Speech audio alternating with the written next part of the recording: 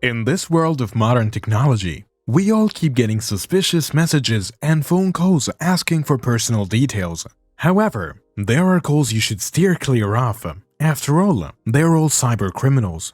These people are so smart about it that often even the most mature person falls for it. The most cunning and evil criminals are indeed the ones whose work remains unidentified. Security breaches occur frequently in the world of computing, and in the best scenarios, the FBI or another law enforcement agency is able to find the perpetrators.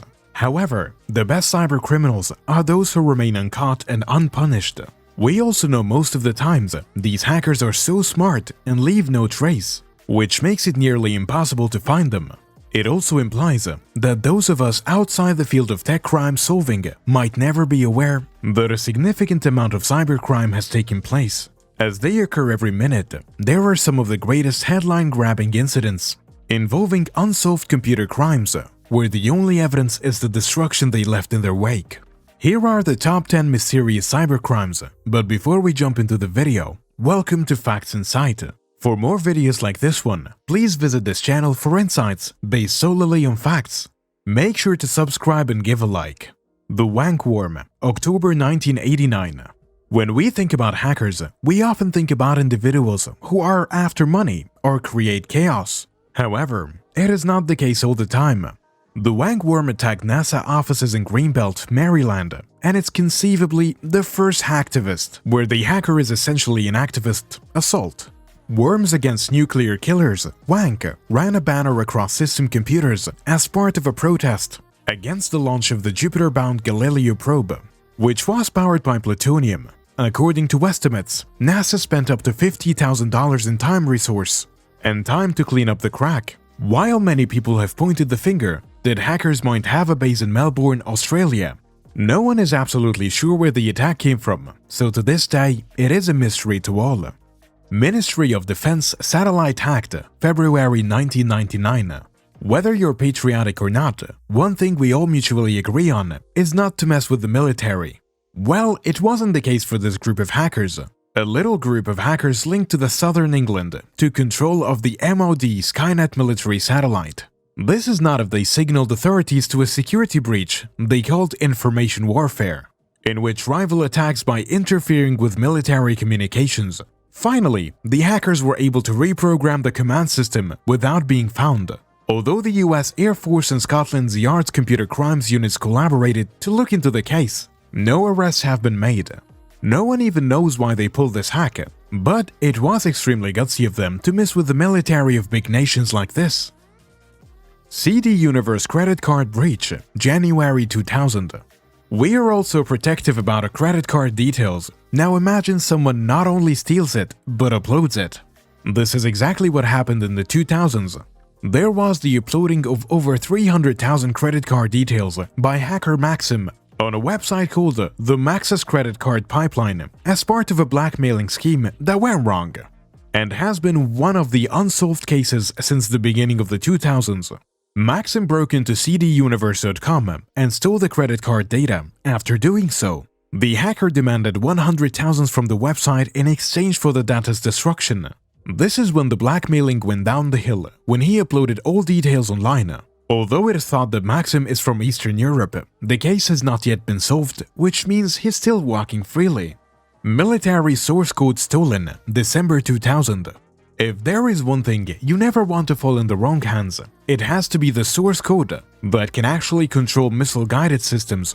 It was the winter of 2000. A hacker infiltrated the government-contracted Exigent software technology and stole 2/3 of the code of Exigent's OS Comet program from the Naval Research Lab in Washington, D.C.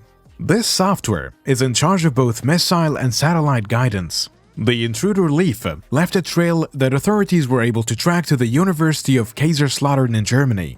But it seems to have come to an end there. To this date, that person hasn't been found who happens to have such crucial information. Anti-DRM hack, October 2001. According to us, and many movies that we all see, not all hackers are evil folks. Frequently, they simply want to make things right, or for the general tech-consuming community. Their methods might be wrong, but their intentions are in the right place.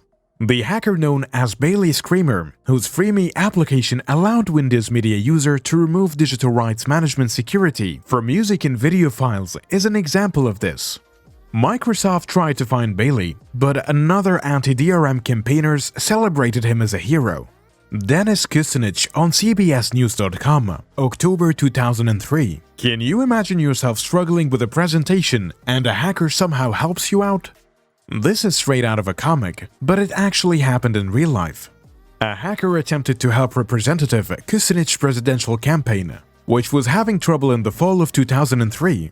One early Friday morning, the campaign's logo was posted on the CBSNews.com homepage. The page directed to you, "This is the Moment," a 30-minute film in which the candidate outlined his political ideas. The Kucinich campaign denied being involved in the breach, and the perpetrator was never found. Hacking the MBA app, March 2006. It can be nerve-wracking to wait for a college or graduate school decision. Therefore, it made scene that when a hacker in 2006 discovered how to access the automated Apply Yourself application system, he wished to spread the knowledge he just found. Numerous prestigious business schools, including Harvard and Stanford, observed applicants using the hack to track the status of their application. The Apply Yourself login procedure was accidentally revealed by the still unidentified hacker on Business Week's online discussion boards. The material was quickly taken down, and schools informed anyone who used it to expect rejection letters in the mail. It seems like a cruel punishment for kids to just know the results. The 26,000 site hack attack, winter 2008. A group of unidentified hackers hacked a large number of websites, including MSNBC.com, earlier this year to divert traffic to servers hosting their own JavaScript code that was known to carry a malware. They were hidden and embedded from users in portions of the websites, where they were made unable to see them. However, hackers were able to activate them. It was extremely alarming, considering how people trusted websites like MSNBC.com. Supermarket security breach, February 2008. Supermarkets are the last place where we would expect cybercrime. We also carefreely give our credits to checkout. Well, this came to bite the people back when they experienced personal information theft. The theft of at least 1,800 credit and debit card numbers and the exposure of approximately 4.2 million others happened at the supermarket chains Hannaford and Sweetbay, which were both owned by the Belgian Deleuze Group in the Northeast United States and Florida. Security experts and chain representatives are still unaware how the crooks were able to access the system. The 2005 TJ Maxx hack took advantage of a flaw in the chain's wireless credit card technology. But Hannaford and Sweetbay do not employ any form of wireless transfers. This made it even more difficult to find the root cause for their demise. Without more details, it becomes increasingly difficult to find the people who did this. Comcast.net gets a redirect, May 2008. Finding a backdoor or other extremely cunning routes into a secure network or server does not always imply a cunning hack. In some cases, it simply means that that account information was actually compromised. This happened earlier this year, when a hacker from this renowned hacker group, Cryogenics, got illegal access to Network Solutions, Comcast.net registrar. The domain name system DNS hack modified Comcast.net homepage, spending webmail users to the hacker's own page instead. Comcast and Network Solutions spokespeople are still unaware of how hackers obtained the username and password. However, to this day it is still unclear who did it and how they were able to access the information, which put their company's information at risk.